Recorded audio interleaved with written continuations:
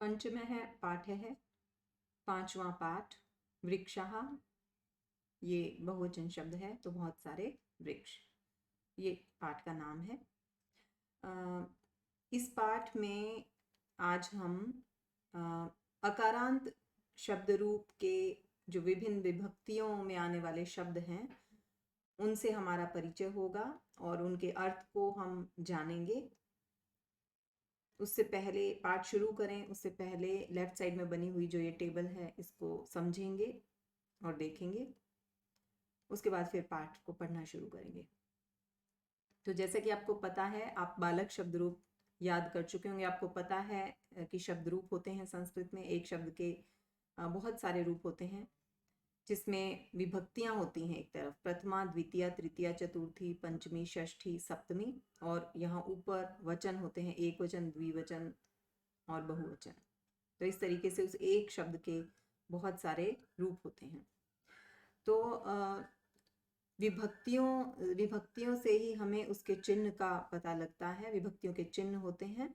जैसे अगर प्रथमा विभक्ति में कोई शब्द होगा तो उसका मीनिंग में ने लग जाएगा। जैसे वृक्षः, बहुत सारे वृक्ष, विहगः, बहुत सारे पक्षी। तो कई बार यहाँ पर ये ने चिन्ह हम लेंगे और कई बार कोई भी चिन्ह हम नहीं लेंगे। तो द्वितीय विभक्ति जब लगेगी किसी शब्द में तो उसके साथ को, मीनिंग के साथ को लग जाएगा। जैसे वनम, वन को, पातालम, पाताल को।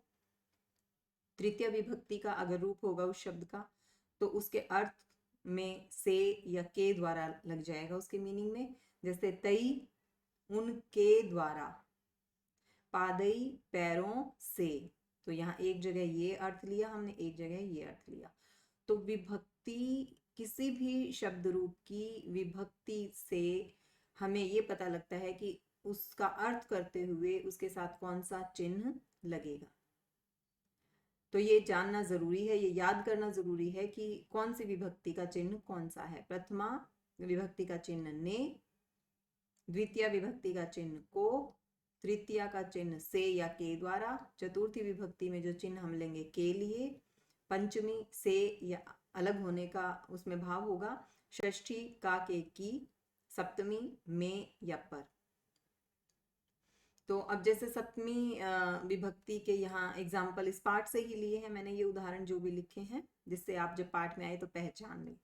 वने सप्तमी विभक्ति का उदाहरण है। ये वने में सप्तमी विभक्ति लगी हुई है तो इसका अर्थ होगा वन में, तो मैंने ये वाला चिन्ह लिया है। शिरस्सु, सिर, सिरों पर, तो मैंने ये वाला चिन्ह लिया है। तो अर्थ हिंदी में अर्थ करते हुए जो सूटेबल होगा इन दोनों में से हमने वो अर्थ यहाँ लिया है। शाखा दोलायाम, शाखा रूपी झूले पर, तो पर मीनिंग लिया है मैंने यहाँ। तो इस तरीके से ये जितने भी मैंने उदाहरण लिए हैं ये इस पाठ से ही, पाठ में ही आए हुए शब्दों को मैंने यहाँ लिखा है जिससे आप फटाफट से पहचाने। तो एक बार फिर आप देख सकते हैं कि वृक्षः, विहगः ये प्रथमा विभक्ति के उदाहरण हैं। वनम, पातालम ये द्वितीय विभक्ति के उदाहरण हैं। तई, पादई ये तृतीय विभक्ति के उदाहरण हैं। इसके बाद वने, शिरस्सु, शाखा दोलायाम ये सप्तमी विभक्ति के उदाहरण हैं। अब आते हैं पाठ पर। वने वने निवसन्तो वृक्षः, वनम वनम रचयन्ति वृक्षः। वने वने यहाँ पर सप्तमी विभक्ति है। वने ये मैंने लिखा भी हुआ है। तो इसका अर्थ क्या होगा वने का? सप्तमी विभक्ति में साइन क्या है? में। तो मैं यहाँ लिख नहीं रही हूँ अर्थ, तो आप पहचानेंगे। वने का अर्थ है वन में। निवसन्तो वृक्षः, वृक्षः ये देखिए वृक्षः प्रथमा विभक्ति का रूप है। तो जो वृक्ष हैं, जो पेड़ हैं, वो निवसन्तो होता है रहते हैं, वने वने जंगल जंगल में। तो जो वृक्ष हैं वो हर वन में होते हैं, वृक्षों से ही जंगल बना होता है। वनम वनम रचयन्ति वृक्षः, वनम यहाँ द्वितीय विभक्ति है, द्वितीय विभक्ति में साइन होता है को, तो इसका अर्थ होगा वन को। वृक्षः जो वृक्ष हैं, बहुत सारे जो वृक्ष हैं वो हर जंगल को रचते हैं, बनाते हैं, यानी वृक्षों से ही वो जंगल बनता है। एक बार फिर से अर्थ देखिए, इसका मैं अन्वय कर रही हूँ। वृक्षः जो पेड़ हैं वो जंगल जंगल में रहते हैं, निवास करते हैं, और वृक्ष जो हैं वही जंगल की या वन को रचते हैं। वृक्ष जो हैं वो हर वन को रचते हैं, उनकी रचना करते हैं। शाखा दोला सीना विहगः, यहाँ जो ये शब्द दिया हुआ है शाखा दोला सीना, ये इसको हम अलग कर सकते हैं। दो शब्द हैं यहाँ पर, शाखा दोलायाम आसीना, ये देख रहे हैं, ये मैंने अलग करके लिखा हुआ है। तो इसको अलग करेंगे, कौन से दो शब्द बनेंगे? एक बनेगा शाखा दोलायाम और दूसरा बनेगा आसीना। विहगः कहते हैं पक्षी को, बहुवचन है तो बहुत सारे पक्षी। जो पक्षी होते हैं वो शाखा रूपी झूलों पर, शाखा रूपी झूले पर बैठे हैं। आसीना मतलब बैठे हैं। बहुत सारे पक्षी शाखा रूपी झूले पर बैठे हैं। तई किमपि कूजन्ति वृक्षः, जो बहुत सारे वृक्ष हैं वो मानो तई उनके द्वारा, किनके द्वारा? उन पक्षियों के द्वारा, किमपि कूजन्ति कुछ कूक रहे हैं, कुछ कह रहे हैं। मानो वृक्ष उन पक्षियों के द्वारा, उन पक्षियों के माध्यम से कुछ कह रहे हैं। पिबन्ति पवनम जलम संततम, संततम का मतलब होता है लगातार।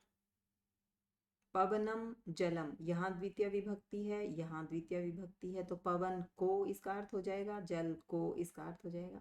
पिबन्ति ये बहुवचन क्रिया है, अंति लगा हुआ है, तो पीते हैं। लगातार पवन और जल को पीते हैं। कौन?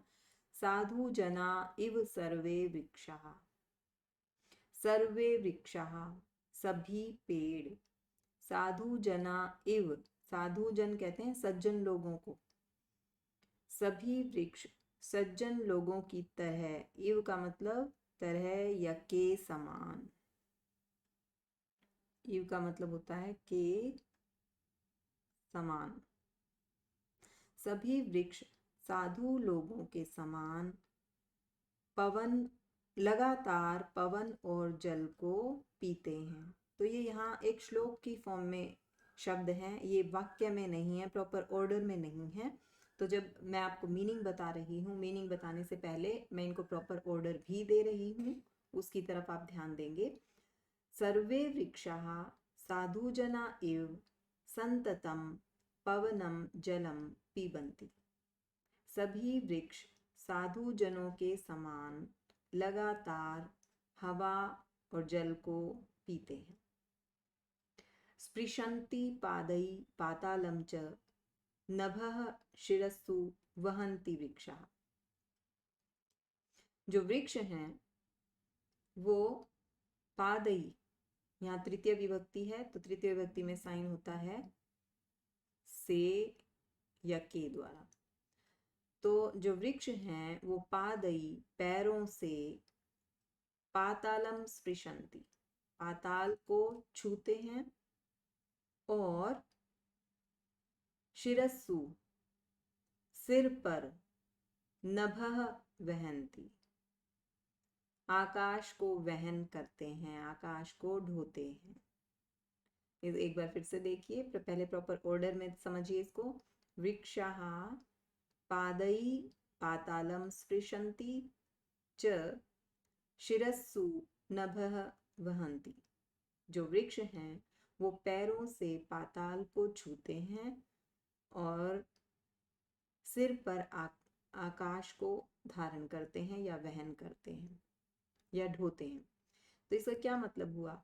वृक्ष के पैर कौन होते हैं? वृक्ष के पैर, उनकी जड़ें होती हैं। तो जड़ कहाँ होती हैं? जमीन में नीचे, तो इसलिए पाताल को छूते हैं बोला गया है। और उनकी जो टहनियाँ हैं, जो पत्ते हैं, जो बढ़ता है पेड़, वो किधर बढ़ता है? आकाश की तरफ। इसलिए इस पे लिखा है कि सिर पर, वो जो पेड़ हैं वो सिर पर आकाश को वहन करते हैं, उनके सिर पर आकाश होता है। अगला देखिए, पयोदर्पणे स्वप्रतिबिंबम कौतुकेन पश्यन्ति वृक्षाः, जो वृक्ष होते हैं, ये बहुवचन शब्द है तो बहुत सारे वृक्षों की बात कर रहे हैं। कौतुकेन पश्यन्ति, इसमें तृतीय विभक्ति है कौतुकेन, तो कौतुक होता है आश्चर्य, तृतीय विभक्ति है इसलिए मैंने चिन्ह लगा दिया से। जो वृक्ष हैं वो आश्चर्य से देखते हैं, वृक्षः के साथ जो क्रिया होगी वो बहुवचन की होगी क्योंकि ये बहुवचन शब्द है। तो वृक्ष आश्चर्य से देखते हैं, क्या देखते हैं? स्व प्रतिबिंबम, स्व मतलब खुद के, अपने, प्रतिबिंब को, प्रतिबिंब मतलब परछाई को। जो यहाँ ये प्रतिबिंब लिखा है इसका मतलब है परछाई।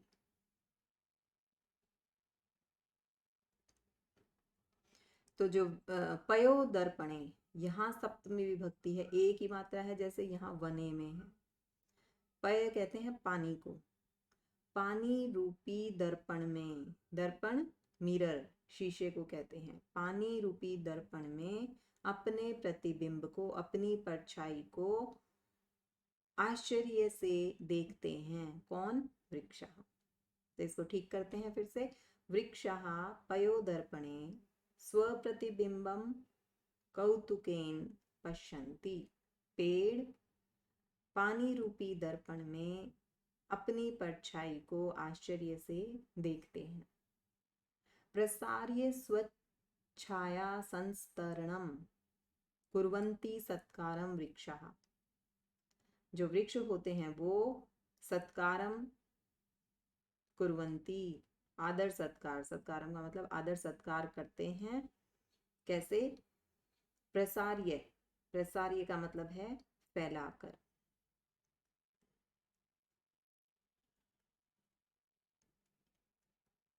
स्व छाया, अपनी छाया रूपी संस्तरणम, संस्तरणम कहते हैं बिस्तर को।